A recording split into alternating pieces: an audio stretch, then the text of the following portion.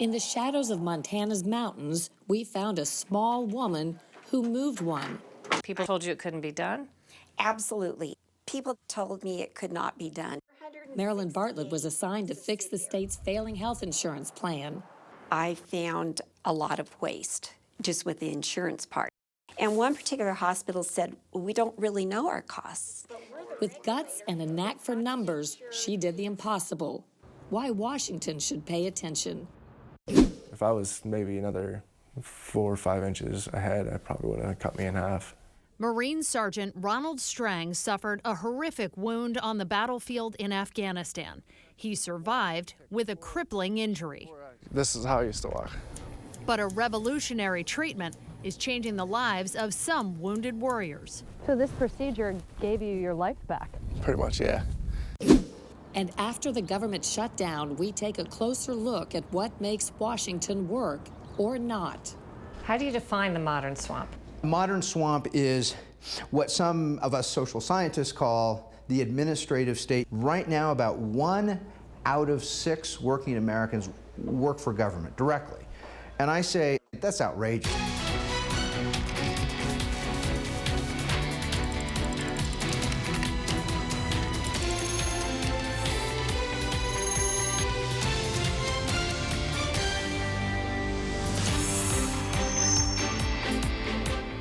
Welcome to Full Measure. I'm Sharyl Attkisson.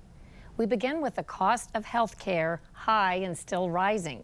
The cost of medical and drug benefits is expected to rise 5% in 2019, the 6th year in a row with a 5% increase. Premiums and out-of-pocket costs for employees and dependents will average $14,800. Congress has struggled for years to fight the escalating costs with little success. But what if the answer lies in a place they haven't bothered to look? What if it's right out there in the open in Big Sky country? Today's cover story takes us to Montana, where their solution came from a senior citizen with a knack for numbers. Those who took her on quickly learned they'd grabbed a tiger by the tail. Our story begins a few years back, about 2,000 miles from Washington, D.C., in Helena, Montana, where Marilyn Bartlett was assigned to tackle the seemingly impossible. People that told you it couldn't be done? Absolutely. People that told me it could not be done. It was 2015, and Bartlett had just been hired as Montana's new health care and benefits, or insurance administrator. Montana's 30,000 state employees and their families were in deep trouble. Their health insurance plan was going broke. Fixing it would be like moving a mountain, but Montana passed a law saying it had to be done. So Bartlett had about a year to do what nobody else had ever done and what Congress hasn't been able to do on a national scale, drastically slash healthcare costs. We had no choice, but I'll tell you, there were sleepless nights for me. I did not know how we were going to pull this off. It was a tall order, but Bartlett came equipped with a very particular set of skills acquired over a very long career. 468 subsidiaries. She'd managed finances at a Blue Cross Blue Shield plan and been chief financial officer for a benefits firm. She believed the key to success had nothing to do with insurance for everyone. After all, every state employee was already insured. When we talk about what's the issue with healthcare today, a lot of people say the issue is getting everybody insured. This was not really the approach that you took. You're right. I don't agree with that. I think the solution is getting the costs affordable, and I did not take the approach of insurance for everyone. I found a lot of waste just with the insurance part. She began by comparing charges from 2 different hospitals for similar knee replacements. And one came in around $30,000 and the other at $105,000. Huge difference. I just kept asking why? Why? Well, the implant was much more expensive. Well, can I see the invoice? Can I see what you paid? No, that's private. You can't see that. So I couldn't get to the information. It was frustrating. I couldn't get to the answers. And one particular hospital said, we don't really know our costs. Bartlett wanted to take the mystery out of hospital billing, find out what things really cost, add on reasonable profit and standardized prices. Her plan required an insurance company that would roll with the punches and fess up what it paid hospitals and why. Bartlett said Montana's insurer at the time, Cigna, would not play ball. So she fired them and took bids from other companies settling on Allegiance Benefit Plan Management. That's when she got her first taste of resistance from the insurance industry, including so-called third-party administrators, or TPAs. The other unsuccessful TPAs or insurance companies made fun of us and laughed, went to the governor's office and said what she's proposing is stupid. It's never going to go. With a new insurance company on board, the big questions were how to set reasonable prices for medical care and how to get Montana's hospitals to agree to them. Montana's insurance plan had been paying some hospitals a whopping 600% of what federal insurance for the elderly, Medicare, pays for the same treatment. After crunching the numbers, Bartlett suggested hospitals would get paid somewhere around 220 to 250% above Medicare. Way less, but still a healthy profit. And the hospital industry was adamant against it. They then started lobbying with the governor. They lobbied heavily, but they couldn't tell me anything that would fit with our goal of lowering health care costs. And so we had the hospitals very, very upset with us. We had some legislators upset with us. You know, it's interesting. Legislators that were hammering on me during the 2015 legislature to get costs down, I didn't realize that many of them sit on the boards of directors of these hospitals. And so they're kind of playing both roles too. And that caused problems. And we had the insurance companies against us. The unions were also unhappy. Most of Montana's state employees are in unions, and Bartlett heard from them at meetings. And they were very hostile. They were very, very tough meetings. Employees were mad. They were yelling at us. In one meeting, a woman flipped me off and left the meeting. 1 month away from the new pricing structure taking effect, 6 major hospitals were holding out. If they didn't agree to join in, the new plan could fall apart. Employees could face hour-plus drives to get treatment from participating hospitals. A turning point came when Bartlett helped convince the unions to channel their anger into sending postcards and making phone calls to pressure the hospitals. At the very last minute, it worked. On July 1st, 2016, Bartlett's radical pricing reforms took effect. The results defied expectations. Inside of 2 years, they went from projecting a $9 million deficit to over a $100 million surplus. Today, Montana continues its unorthodox path. On the day we visited, Bartlett and State Senator Dr. Albert Olszewski, an orthopedic surgeon, met to discuss new ideas. Do you think some of this would work if Congress were to talk about attacking healthcare costs in this way? Indeed. I look at Montana. We are a very large state geographically, but we're very small in population, and we're an ideal test tube or a bed of experimentation for the rest of the country. If we can make it work here in Montana, it can work for the rest of the country. A new proposed Montana law would regulate the little-known pharmaceutical middlemen who take a cut of the consumer's money when it comes to drugs.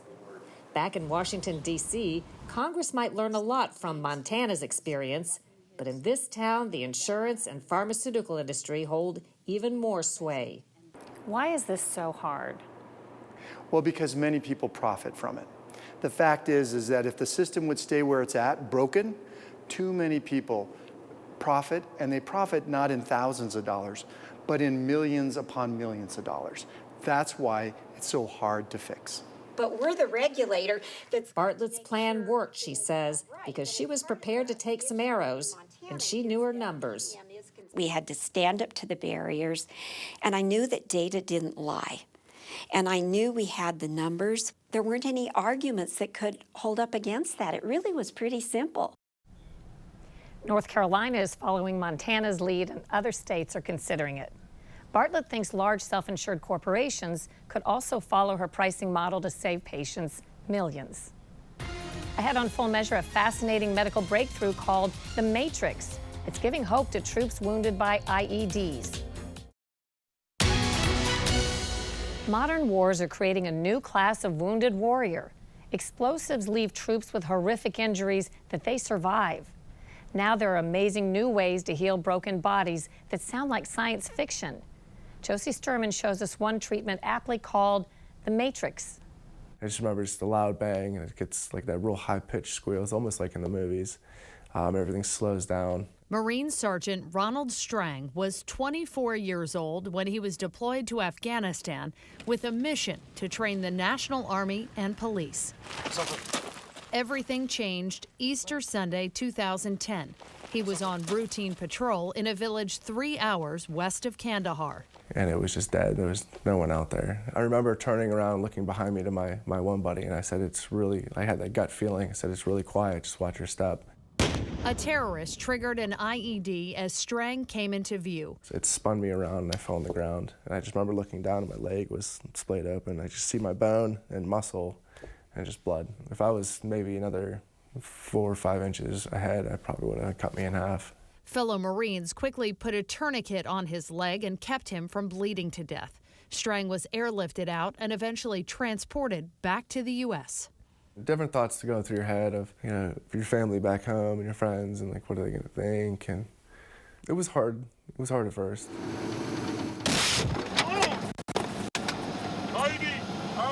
More troops are surviving this kind of attack. In 2016, the Surgeon General of the Army said about 92% of soldiers wounded in Iraq and Afghanistan have made it home alive. That's higher than any other war. But survival doesn't equal living. IEDs have created a new field of traumatic wounds for men and women returning from the front lines. Many face amputation or a permanent handicap. Strang didn't lose his leg, but did lose much of his mobility. This is how I used to walk. So when it would hit, I'd have to have my knee locked back to hit it, or else when it went and it wasn't, it would go like that, and I didn't have the muscle to stand back up with. Enter the extracellular matrix. But when they were trying to explain it, it was kind of like science fiction at the time. A tiny piece of material that would change lives. It's sort of like the glue that holds all of our cells together. Dr. Stephen Badylak directs research at the Regenerative Medicine Center at the University of Pittsburgh, focusing on the extracellular matrix, or ECM. Cut across the top. It starts with a pig's bladder. In the lab, scientists carefully slice, stretch, and strip to get rid of cells, leaving just the connective material as a blank slate. We're gonna kind of pull. It's later placed in a patient's body to create a paper-thin scaffolding, with what Badylak discovered are medicinal superpowers. So essentially this matrix, when it's placed in someone's body, it can send a signal to say, heal and regenerate. Exactly. It's kind of like an information highway between cells. So the idea would be, can we use some of these signals to have us back up a little bit and say, can we now try to regrow again that tissue rather than just heal it with a scar? And the short answer is yes. There's no need to be shy, yeah, I guess. Strang's battle scar is a source of pride. But yeah, it goes pretty decently far. He can show exactly where his ECM was implanted. I think it was like a 1/2 inch to 1 inch wide, like paper thin. So it was very little bit. It's not perfect, but that transplanted tissue was the springboard to his recovery. It was hard to get around before. The knee would give out and I'd fall over all the time. But afterwards, I had a little more strength. I could walk. I could step on things like uneven surfaces. Stairs aren't a problem anymore. I didn't have to use a cane or a walker walking around. The Department of Defense funded a recent study of 13 patients. 6 months after a matrix implant, the patient showed improvements in strength and motion. We're at a point where we can make more than just these little incremental changes. We can take jumps. The next step is getting funding for more trials. The Defense Department, they've stepped up to the plate and said, we're going to do whatever we can to help these guys. Oh boy. 7 years after getting the matrix, Strang's walks with his dog Moose provide much of his physical therapy. He's now a newlywed with enough mobility to continue his life of service as a police officer at a VA center. So this procedure gave you your life back? Pretty much, yeah. Yeah, it was huge for me because I don't know what I would have done if I hadn't gotten it. Wow, what's the investment? It's pretty large. According to the latest government figures, 7 federal agencies have invested nearly $3 billion into this regenerative medicine research. That was between 2012 and 2014. And the DoD contributed $252 million of that, Cheryl. Very important. Thanks, Josie. Coming up on Full Measure, the dark side of government we call the swamp. One take on where it came from and how to end it. Call it what you want, the administrative state, big bureaucracy, or the swamp. Social scientist Thomas Crandall Witter says it's only grown larger in the 25 years he's been studying and speaking out against it. Now he's trying a different approach.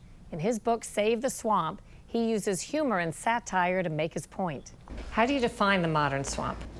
The modern swamp is what some of us social scientists call the administrative state, meaning unelected government employees who have the power to issue and enforce regulations as if they're law.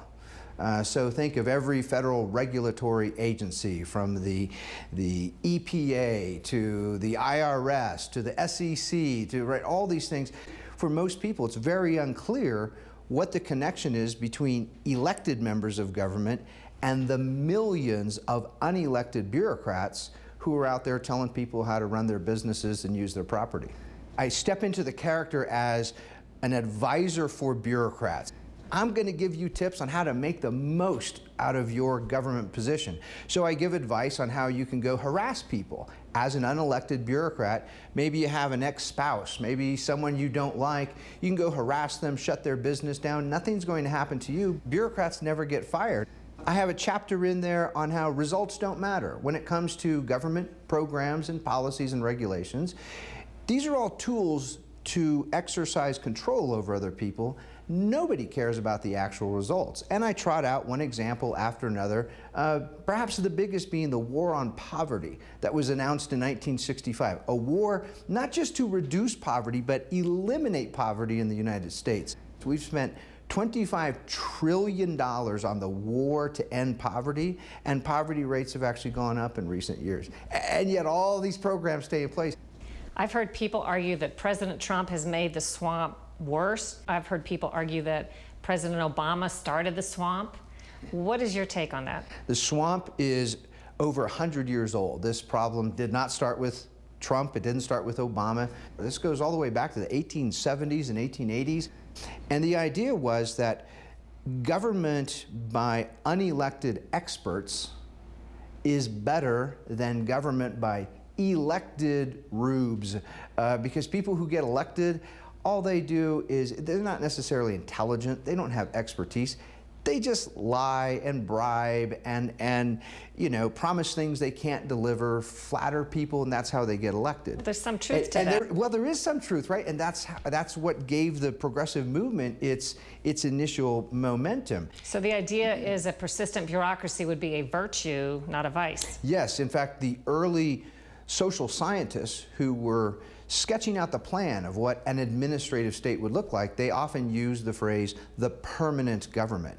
And the way they wrote about it, they said, you know, we'll still have elections, and elections are really useful because elections distract citizens. Every 2 years, there are elections, and Republicans and Democrats are yelling at each other and calling each other names. And meanwhile, there's this gigantic leviathan of a permanent government that is in no way affected by the results of the election. So in that sense, elections actually serve a useful purpose for those who are supporters of the swamp. How does your book end? My book ends with, in a satirical, ironic way, arguing that right now the real problem with the swamp is it's much too small. There are all these areas of life that regulators don't have total control over. When you look at working employed Americans, right now about 1 out of 6 working Americans work for government directly. And I end by saying, that's outrageous. We can't have just 1 out of 6. We need to have 3 or 4 out of 6. At least half the population should be working for government at some level to provide safety and security for everyone else, as well as subsidizing whatever people need subsidizing. So that's the end of the book. Crandall Witter says he hopes our true story ends differently with free, self-governing citizens challenging the swamp, not saving it. We'll be right back.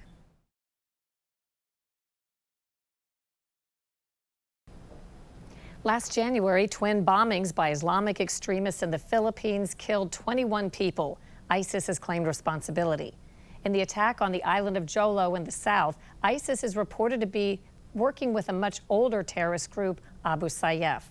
The latest bombings happened in a region we toured on a trip there with a top Filipino general. He warned that the two groups are creating a larger threat to the region.